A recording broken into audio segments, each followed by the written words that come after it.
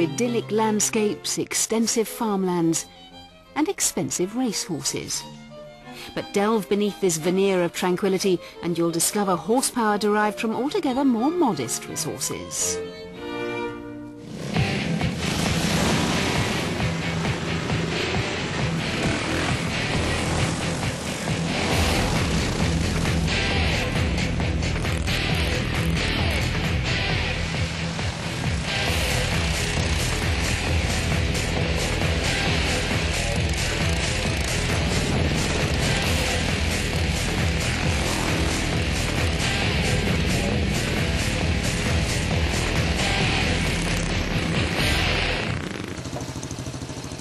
Lawnmower racing has been at the cutting edge of motorsport for decades and can trace its roots back to some hop-induced hyperbole.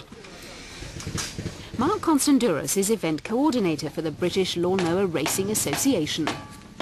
The sport was started back in 1973 in a pub, as one would probably assume, the Cricketers in Wisborough Green, and basically Jim Gavin, who's an Irishman, he used to rally cars across the world, and he said, look, let's just come up with some form of motorsport that's really cheap, anyone can get involved in, and has easy access to.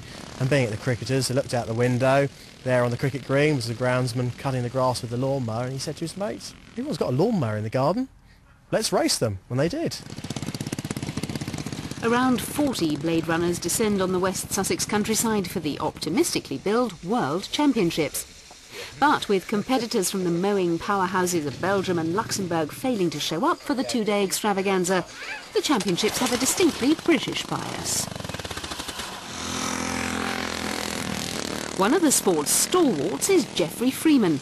A publisher from Henley-on-Thames, Freeman raced mowers for over 25 years and is still involved in the scene as a team owner. It's the last outpost of non-checkbook racing. Most other forms of autosport, you really need to have 100,000 quid in the bank just to cover 1 year's racing, whether it be little tiny saloon cars or open wheelers, whatever. Here you can make your own mower and be on the grid, and if you're any good you can be competitive for 3,000 quid, and that'll cover you for 10 seasons. Racing takes place in 4 categories. Group 2's, traditional tow-behind mowers lowered for the purposes of competition. Group 3's, small ride-on garden tractors known as lawn bugs. And Group 4's, larger tractors with an obvious bonnet.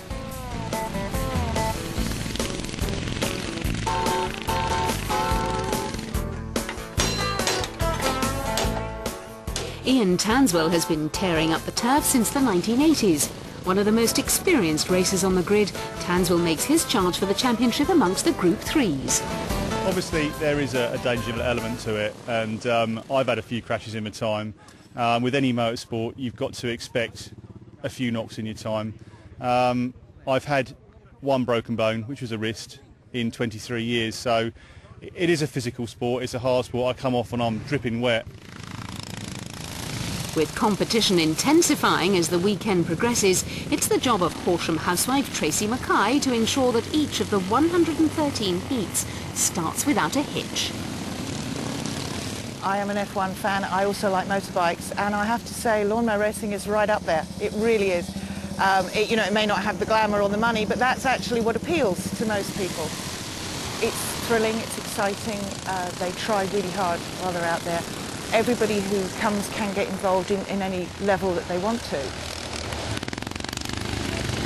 Following 2 days of intractable turf wars, Mark Sanders takes the honours in Group 4 after 3 first and 7 second place finishes amongst his 12 races.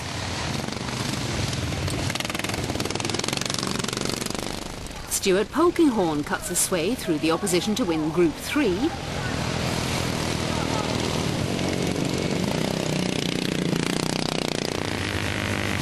And Mike Cresswell on the number 58 tow behind is crowned Group 2 World Champion.